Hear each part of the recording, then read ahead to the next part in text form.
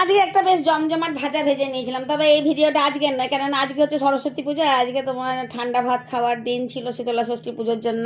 তো সেই জন্য আমরা ঠান্ডা ভাতই খেয়েছি, সেটা দেখাতে পারলাম না যে কি খেয়েছি না খেয়েছি, কিন্তু এটা অন্যদিনই করেছিলাম। একটা বেশ রঙিন সবজির একটা ভাজা বলতে পারো, মিক্সচার। তো সেই ভাজাটাই ভেজে নিয়েছি কীরকমভাবে সেটাই একটা বলে দিই তোমাদেরকে।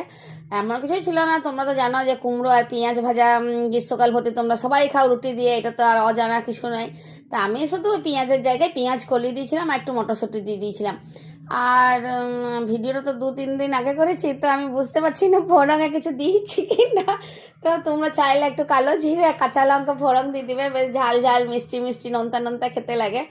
আর ভিডিওটা তো তোমার এডিটিং করার পরে আমি দেখিও নি, আমি ডাইরেক্ট এবারে কথা বলছি তোমাদের সাথে।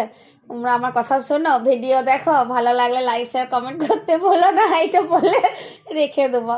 আর বিলু ভিডিওটা বানিয়ে দিয়েছে। তো চলো বলি, তো এই ভাজাটা ভাজলাম। আর আমার দেখো চটজলদি রান্নাঘর, তাই চটজলদি রান্না তো করতেই হবে, তা নাহলে তোমরা তো একদিন আমাকে ডাকবে চটজলদি কাকিমা বলে, তা নাহলে কী করে হবে। সেই জন্য আমি চটজলদি রান্নাটা করেছি, আর সব রান্না চটজলদি করারই চেষ্টা করি।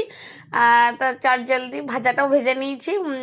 আমার ওই ধরো 30 মিনিট সময় লেগেছে, একটু নুন দিয়ে দিলে তাড়াতাড়ি সবজিগুলো থেকে জল বেরিয়ে যায়, আর ওই জলেই বেশ ভাজা ভাজা করে ভেজে নিয়েছিলাম। আর ওপর থেকে কোনো জল টল দিইনি, পরিমাণ মতো নুন, একটু মিষ্টির ভাগটা বেশি রেখেছিলাম।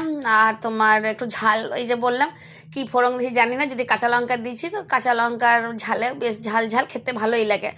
আর ভাত রুটি যে কোনো জিনিসের সাথেই খেতে পারো, এটার কোনো অপশান নেই। তো আমি তো গরম ভাতেই খেয়েছি, কেননা আমরা ভাতেই সব জিনিস খাই। আর রাতের বেলাতে মোটামুটি মুড়ি রুটি কোনো দিন হয় না, এইভাবে খেয়ে চালিয়ে দিই রাতটা। আর কে কষ্ট করছে বলো। তারপর বিলুকে দুম করে মেরে পড়তে বসাই, এইটা হচ্ছে আজকাল রোজগার কাজ। না মারি না এমনি বলছি। তো এইটা হলো আমার চটজলদি রান্না, একটা বেশ ভালো ভাজা আইটেম করেছিলাম।